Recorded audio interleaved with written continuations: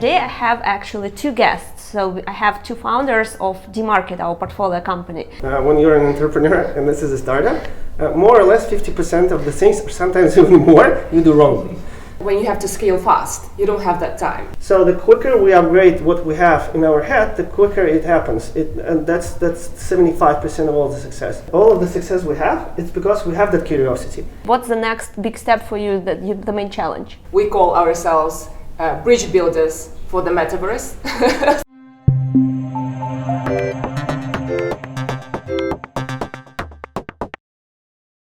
Welcome to Almaz podcast. This is Tanya Dadasheva with Almaz Capital, and today I have actually two guests. So I have two founders of Dmarket, our portfolio company, Tamara Slanova and Vlad Panchenko.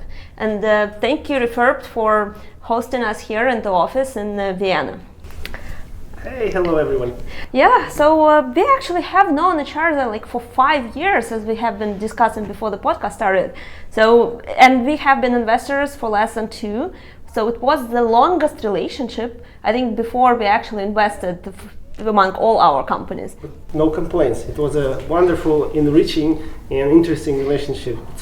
But it was frustrating for us as investors because we couldn't invest. So when we first met you, and I think in like a year or so, you had your initial coin offering, so you didn't need any money.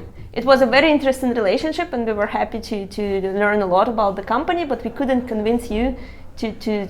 There was no Dmarket at the moment, so when we met, there was just Skins Cash, and it was an idea, a cash cow bringing millions of dollars in revenues. So we were happy to build something new, and I was thinking about it, but we were still not there, and we didn't need any more money for Skins Cash. But yeah, I remember our meetings in the office, and Alex came, or Sasha, I don't know how you call him.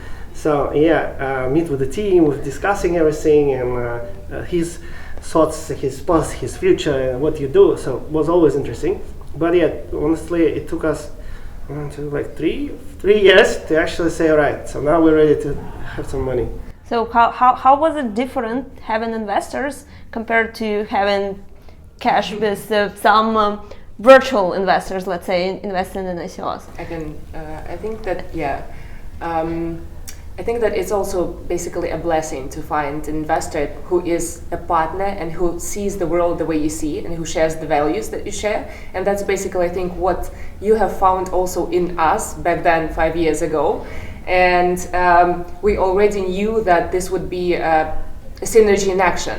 This is the main thing what you get from, let's say, classical investors. Yeah, but it was probably like way easier to do experiments and try and make arrows when it was just some virtual investors behind your coin. We're very lucky with you. You allow us, to do mistakes as well. For experimenting, yes. Sometimes we're very grateful for that. Sometimes I'm calling you or Daniel or you both and asking, well, I'm gonna try this. Are you fine with that? So whatever you do, just make it successful. So we're very comfortable.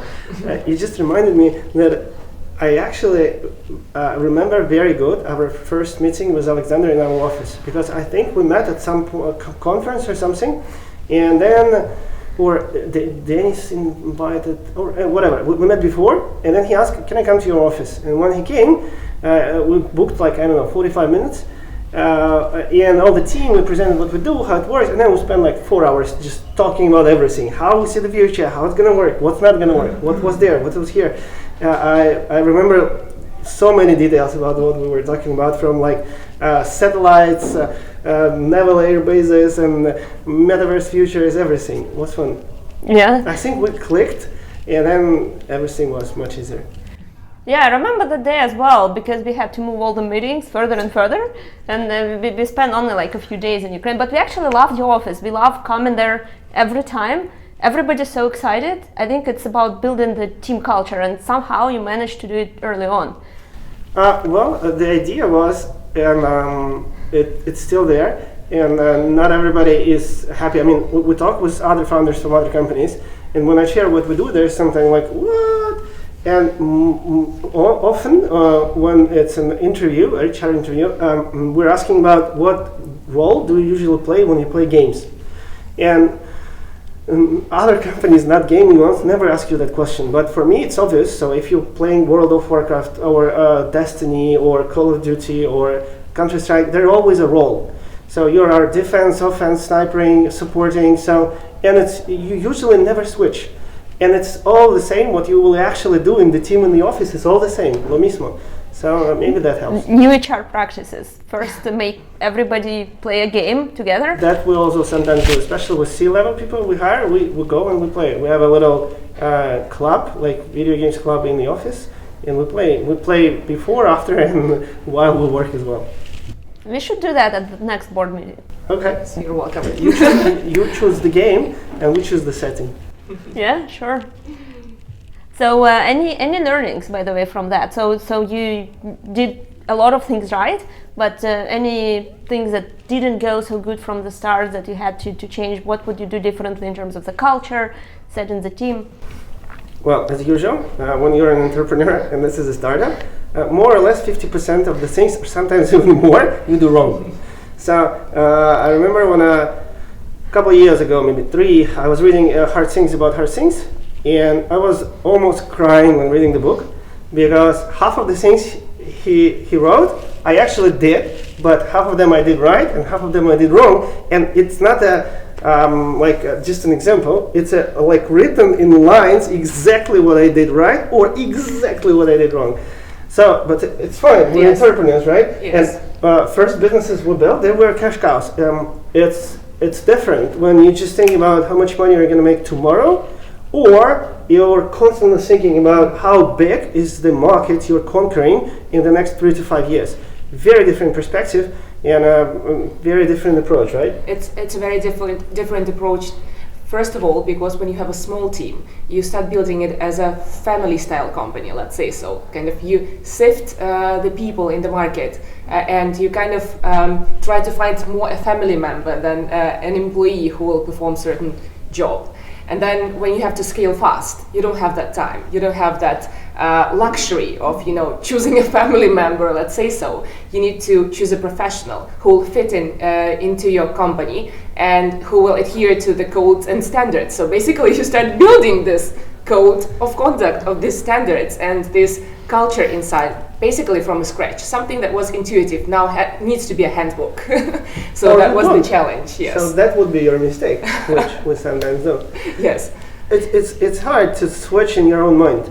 So honestly, what I think that, and this is God's approved. This is good and bad at the same time. So most of the progress we did could be done 3 times quicker, but most of the success is in our head, not in anywhere else.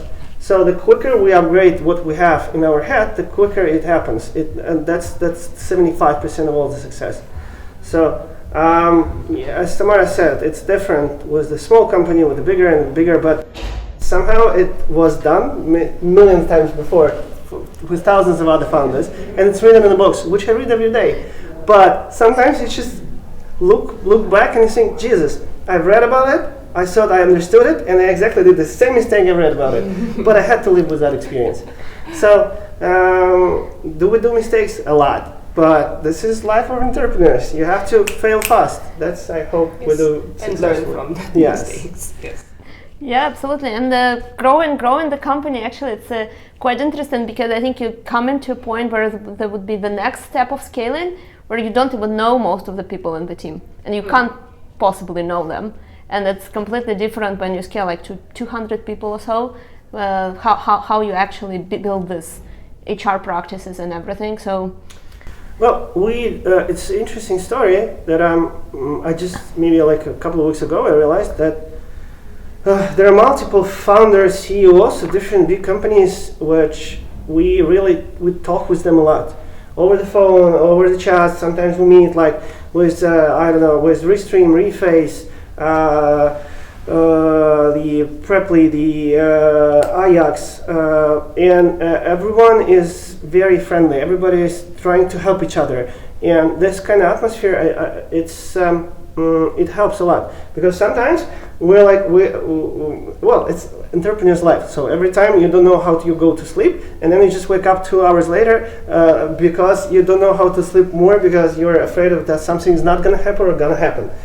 But the culture somehow which was built, at least with those founders who always and constantly talk with each other, we always try to help.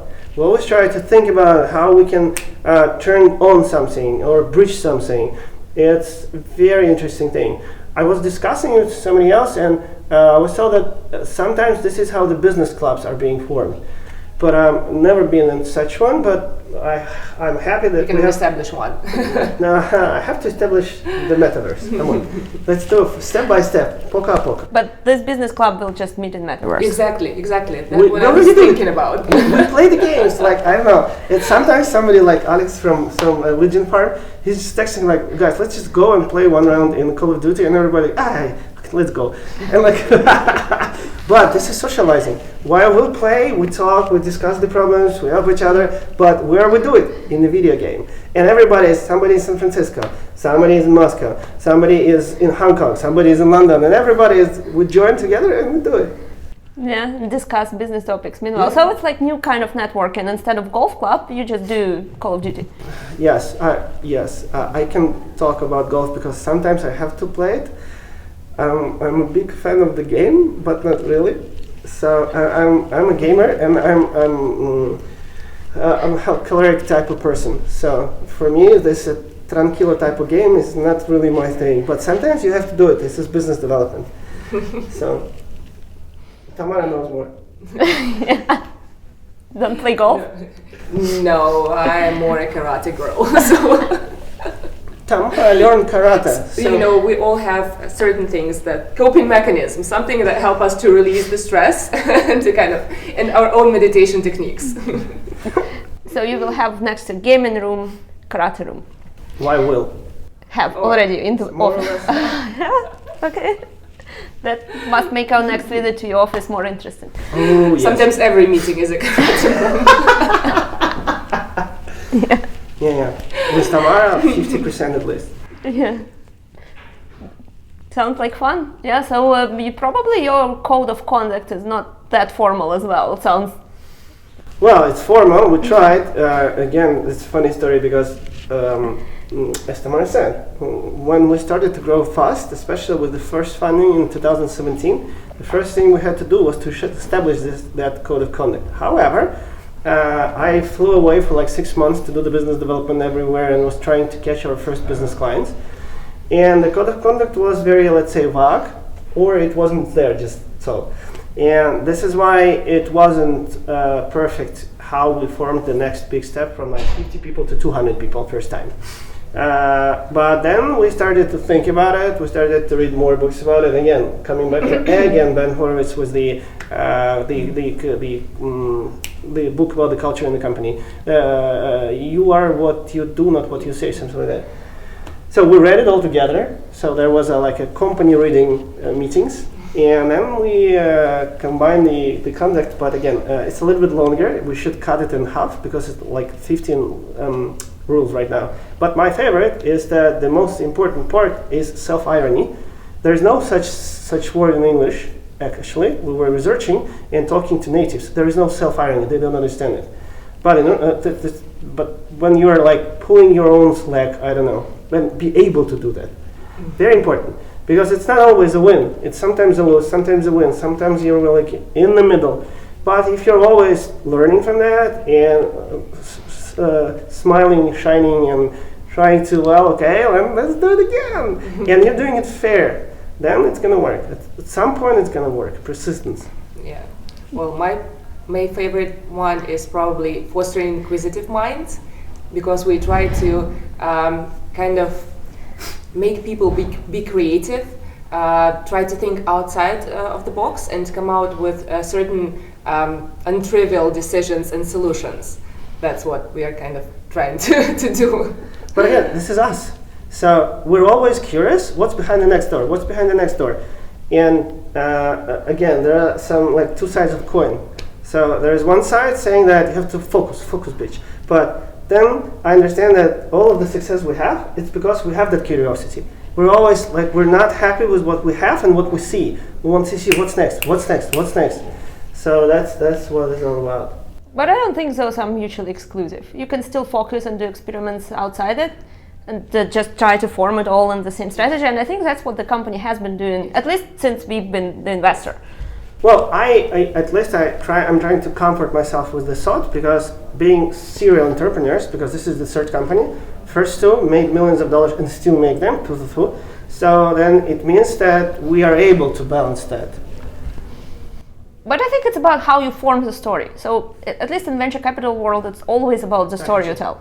And if you manage to create all this curiosity, all this next door, all these experiments to prove your story and to develop it further, because we also don't know what's the next chapter. So we are looking for it together with you guys. That's what makes it even more interesting, right? Sometimes I just had maybe months ago a conversation with the leaders, with technology leaders in the company, and then they were hiring another technology person without me. So, and that guy, we actually hired him, and I asked him, what were you talking about? Just curious. He said, no, nothing so important, but one thing is that I asked him why while you're working for so many years in the company, is still there. And I said that because we do so many things which nobody has ever done before.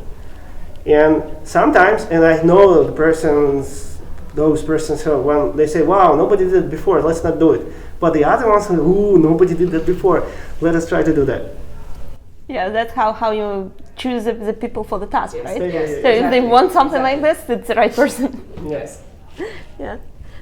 So, but there is a lot of still tasks. So, what do you think is the next step? So, you, in terms of team, geography, culture, how do you see it? What's the next big step for you? The main challenge right now? Tamara?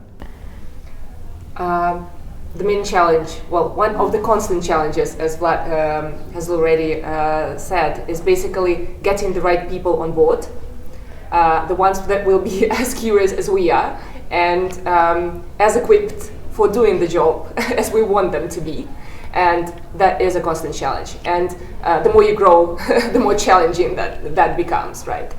That's the first one. In terms of opening the doors, the new doors, then we probably should tell you a bit about what we're doing at the moment, because we call ourselves bridge builders for the Metaverse.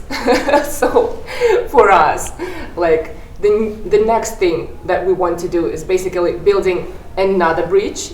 Yes, so maybe we'll tell you a bit more about the ones that we are building now, for starters.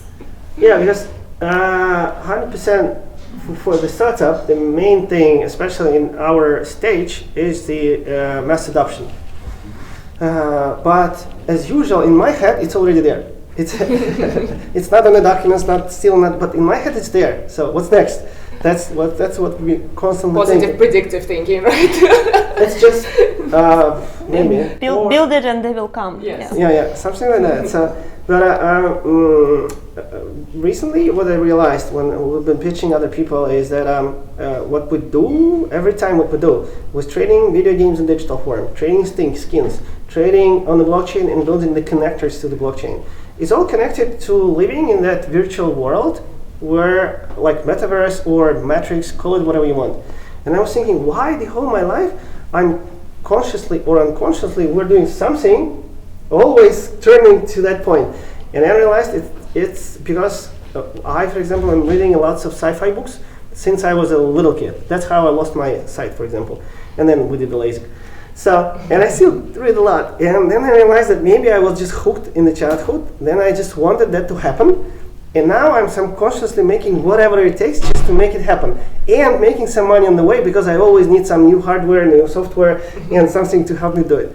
And when that clicked in my head, then I understood. Because I thought, I've heard something about that, well, I think it was Jeff Bezos doing an interview, and he was saying that I was reading books like Isaac Asimov in my childhood. Now I'm just building that because I can, and why not? I love it. And I'm like, I'm learning it as well. That's the point. And that was the release for me, and now I understand.